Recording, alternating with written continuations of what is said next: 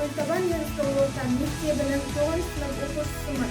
Мектебімізде құрылған кемел оқырмандар клубының мүшесімін.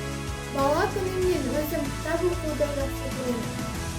Кемел оқырмандар клубының ұйымдастыруымен өткізіліп жатқан оқу уақыттар мектеп жобасы аясында бірнеше кітапты оқыдым. Клуб мүшелерінің ұйғарымы бойынша Тобық Жармағанбетовтың «Отамалы» атты әңгімесін үздік оқып, жеңіске жеттім. Шығарманың авторы Тобық Жармағанбетов.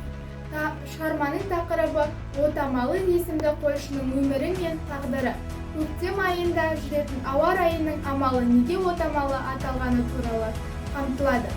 Шығарманың идеясы оқырманға аңыз әңгіменің желісі негізінде қиыншылық көрген, өмір сүру үшін қажымай келе жатқан қойшы өмірі суреттеледі.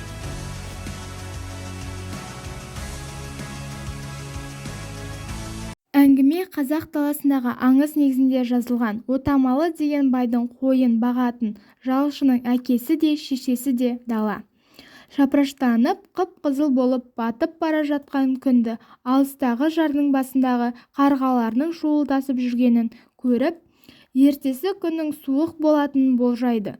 Күні-түні қойын жайдыратын Жаппанбай Отамалының сөзіне құлақ аспай қойды өріске өргізіп жібереді.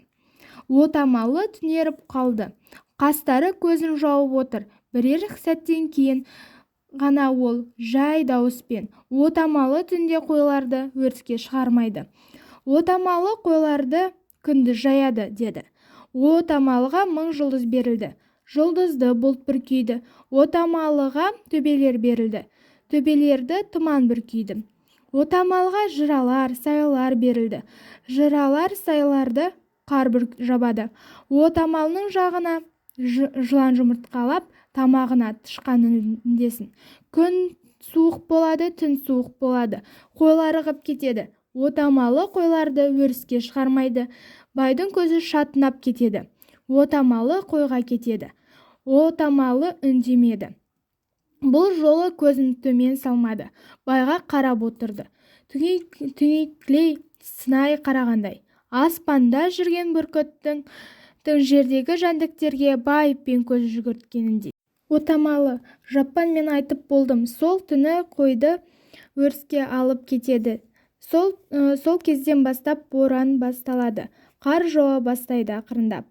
Төбелер көрінбейді. Отамалы адасқанын біледі. Боран 5 күнге жалғасады. Отамалы орнынан тұра алмай әрең түрегелді. Қолы үсіп, тымағының ескі құлағы желпілдеп, желге қарай жүгірді.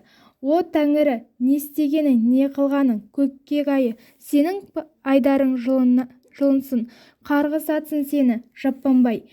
О, қатыгез боран, тас жүрек жел, доғарыңдар, аяңдар жануарды. О, Тәңірім, сен барсың ба, жоқсың ба? Отамалының денесі ақырындап қыза бастайды. Ол тонын шешіп, үсе бастайды. Отамалы аңызы осылай аяқталады.